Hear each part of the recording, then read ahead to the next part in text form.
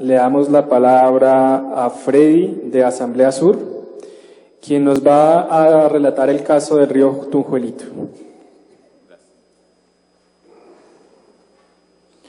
Muy buenos días, honorable representante Alirio Uribe, compañeros, compañeras del territorio de Colombia, Bacatá y para el caso del Tunjuelo. Soy caminante muisca de la comunidad de Ráquira, Boyacá, pero mi camino ha sido desde la cuenca del Tunjuelo. En ese caminar, desde hace unos 20 años, nos hemos venido sumando persona a persona, cuadra a cuadra, barrio a barrio, vereda a vereda, localidad a localidad, para pensarnos cómo en un modelo de asamblea donde la ciudadanía se ejerce a través del argumento, de la discusión, pensarnos como una unidad de riqueza. Somos una unidad de riqueza, eso es el sur de Bogotá. Por eso, Asamblea Sur, un fuerte y cordial saludo para toda nuestra población colombiana.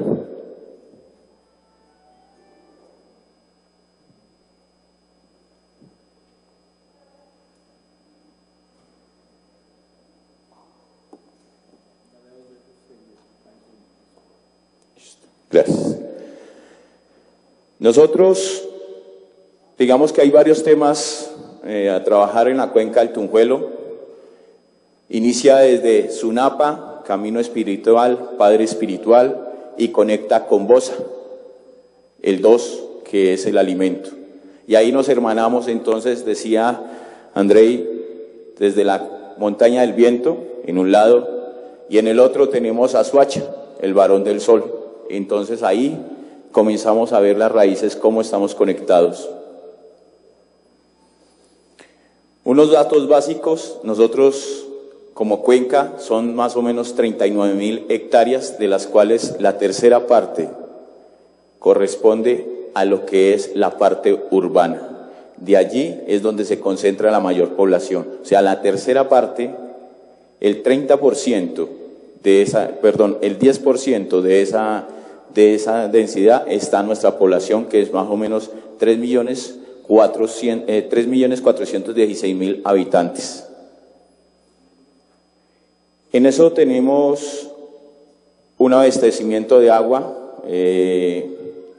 lo que es el complejo de lagunas del Sumapaz, Laguna Chisacá y demás, proveen hacia una cuarta parte de la población, 250.000 habitantes, y solamente está esa planta, que lo que es el Dorado, lo que es la parte del acueducto allí, solamente está una cuarta marcha de operación, pudiendo subir a 1 millón de habitantes. Me voy a detener un momento acá para hacer la siguiente contextualización. En el páramo de Sumapaz tenemos competencias, por ejemplo, como la CAR, como autoridad ambiental allí, y parques nacionales, que son los que en teoría deben de vigilar y proteger el páramo. Allí también hay 2, 3 batallones de alta montaña, y por cada campesino que está en el Sumapaz tenemos a 5 efectivos del ejército. En el embalse de la regadera es donde se conecta entonces el río Curubitá, el río Mugroso y el río Chisacá. Allí es donde inicia todo lo que es Tunjuelo, el río Tunjuelo. O sea, la suma de 3 brazos, pero esos 3 brazos son la suma de muchas lagunas quebradas que de una u otra forma durante los últimos 50 años se han venido desapareciendo.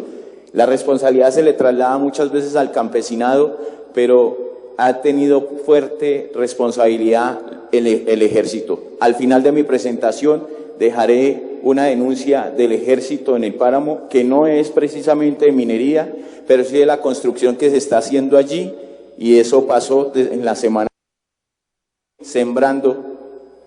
El negocio era ir arrumando la gravilla, ir haciendo el ladrillo artesanal.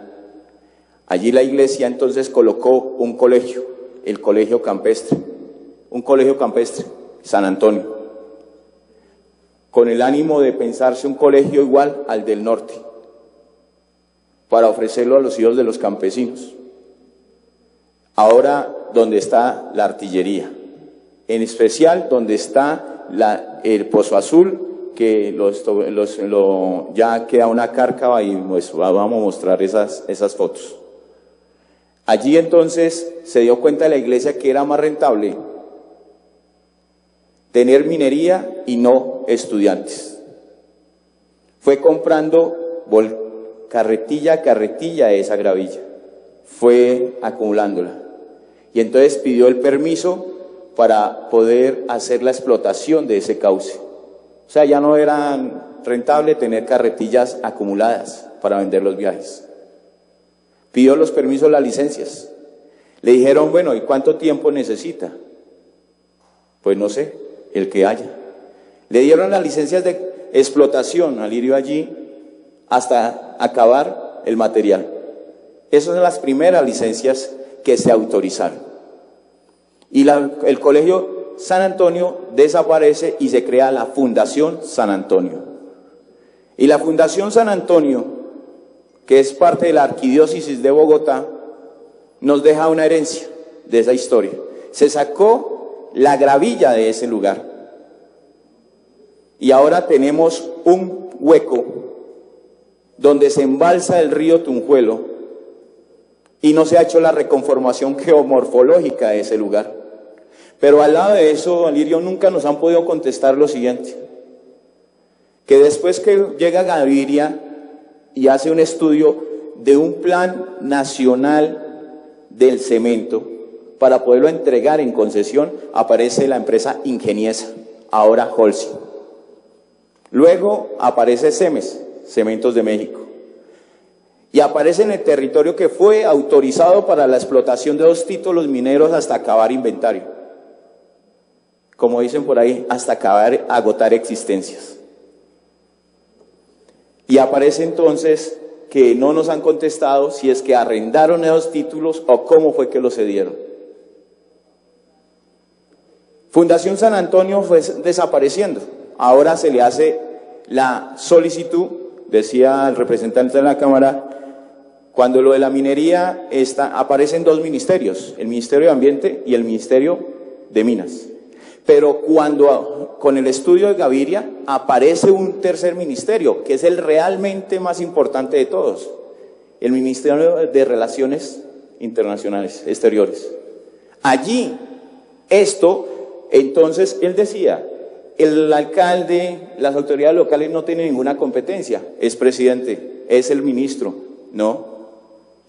Se vuelve un tratado internacional porque viene protegido. Esto ya es un tema internacional. Habíamos hablado con Alirio alguna vez de un sueño de una audiencia minera así, y está cumpliendo hoy. Ahora vamos a solicitar dónde podemos hacer una audiencia minera, pero internacional, ya no del distrito, ya no nacional, internacional. Porque Cementos de México tiene que responder, Holcim tiene que responder, pero a nosotros nos interesa que el Vaticano, a través de la Arquidiócesis de Bogotá, nos responda y nos repare. No solo lo de la minería, sino toda la reparación ancestral de ese territorio, porque decimos, tenemos que seguir indagando. En ese tema de lo de la minería, aparte de que en el plan de ordenamiento territorial, para no nombrar candidatos ahorita de partidos montados en bicicleta ni demás, que aparece con el plan de ordenamiento territorial donde pone lo que es el distrito minero, parque minero inicialmente, ¿sí? Fue el que habilitó entonces otro negocio, porque teníamos solo la minería, pero la gravilla y la arena. Al habilitar el plan de ordenamiento territorial, habilita la explotación de la arcilla, y entonces Holcim, en paralelo con Ladrillo Santa Fe, comienza con el Cerro de Doña Juana. El Cerro de Doña Juana es una pirámide muisca que organiza ese territorio desde lo ancestral. Pero como se nos robó esa historia, entonces ahora se le entregó en concesión a Ladrillo Santa Fe para que comience a hacer arcilla. El caso está relatado, se llama el caso de la hacienda Ajos, está colgado en internet. Gracias. Me dicen que 1 minuto, desafortunadamente pues ahí está el problema. Veo que las otras presentaciones se van de 10, 15, 20 minutos, media hora, ¿sí? Y el caso del Tunjuelo nos están reduciendo. Pido por lo menos 5 minutos y termino, gracias.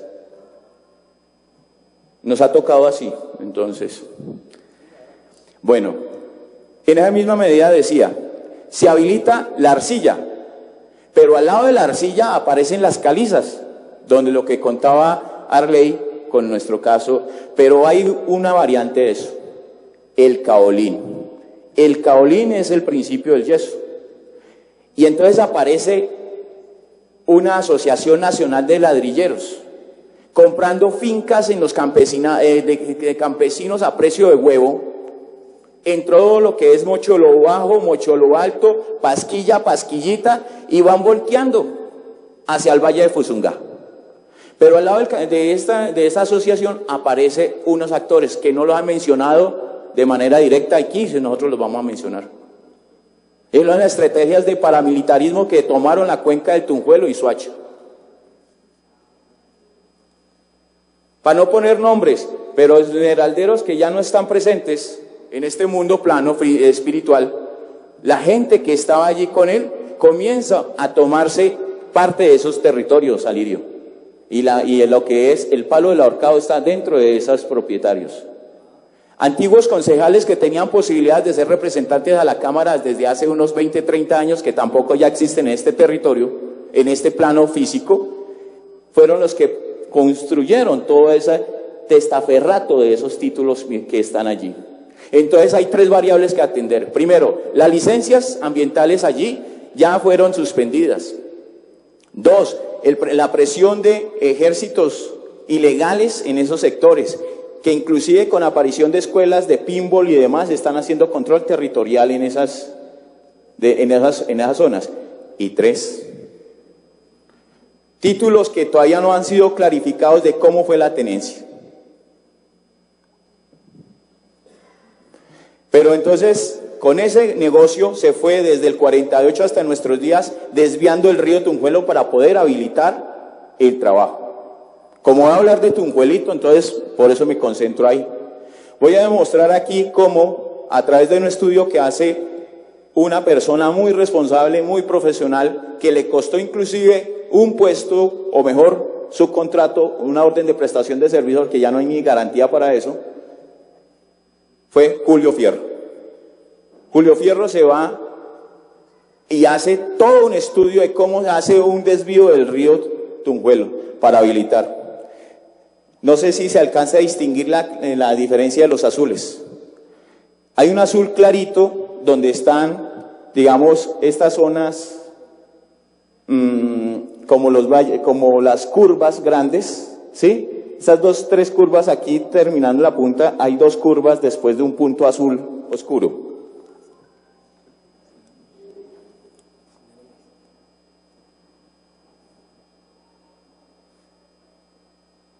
Eso, mire la tecnología, ¿sí? En ese punto, aquí, subiendo esas 2 curvas, se desaparecieron. Se volvió de 2.5 kilómetros, que era el largo, el río Tunjuelo, pasó a 1.5. De algo así como más de 40 hectáreas pasó a menos de 30. Para poder habilitar más de 20, 40 hectáreas en esas áreas. Nosotros nos vamos a concentrar en este lado. Nosotros allí estamos haciendo un trabajo del humedal La Libélula, recuperación de ese lugar, que es lo único que pudimos recuperar de esos meandros históricos, porque no había ni voluntad en las instituciones para reconocerlo. En esa parte hay algo para poder terminar y agradecer pues la indulgencia frente al tema del tiempo. Es que a nosotros nos ha costado inundaciones en el río, en lo que es el sector Abraham Lincoln, Tunjuelito y San Benito, parte de San Carlos. En el 2002, mira esta foto, se nos inundó. Y comenzamos a hacer nuestro trabajo de investigación porque nos dijeron lo siguiente, que es que abrieron las compuertas de la represa de la regadera porque había mucho invierno. Y entonces nosotros dijimos represa, compuertas, en la parte de arriba, pues madre, y si se rompen las compuertas, ¿qué hacemos? Nos vamos para arriba a averiguar. Pues cuando encontramos, no encontramos ninguna compuertas. Lo que encontramos fue un tipo de embudo. No encontramos ni siquiera que la parte de arriba está inundada, llena, sino que en la parte de abajo se había generado las condiciones para que pudiese trabajar la minería, pero a costa de la inundación de las casas. Eso fue lo que encontramos. Y entonces, en la misma medida, estos señores propietarios ahora tienen que vivir ya no con la promesa de que ya le hicieron una promesa, hasta el momento se ha cumplido, es que no se le va a volver a inundar la casa. Pero la cárcava que nos tiene Fundación San Antonio con el agua represada del río Tunjuelo, mientras que los otros PIPs o puntos de explotación de la minería están sequitos, el agua pasa a nivel freátrico, lo tengo aquí humedad, pasa aquí por una manguera de humedad, y aquí están las casas, pues todos los cimientos de las casas se están humedeciendo. Hasta el segundo piso de la humedad. Y allí en el primer piso viven nuestros abuelos y abuelas porque ellos no pueden subir al segundo piso porque el tema de riesgo. Y ahí están los problemas de enfermedades. Alirio, necesitamos una indagación entre el Hospital Tunjuelito, Bellavista, Vista Hermosa y San Cristóbal para ver cómo las enfermedades de piel, enfermedades de aparato respiratorio están relacionadas desde la presencia de la minería y con los volúmenes de explotación. Les agradecemos mucho.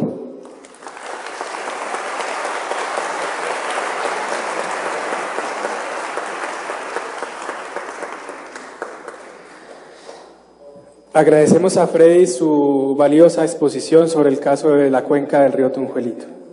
Claro. Un minuto, porque es que esto sí está calientico, Alirio, esto está para... Como el video de ayer. Sí, por favor, miren. En la parte de Mortiños, yo no lo creía el año pasado, estuve al lado de San Juan, vi un helicóptero que pasó así, encima mío, y lo vi que aterrizó. Yo no creía eso que pasara en un páramo. Cuando me dicen, no, es que ahí hay una estación, una base, es que yo como no manejo lo militar, entonces eso, una base, y que ahí había una ciudadela. Mire lo que hay aquí ahora.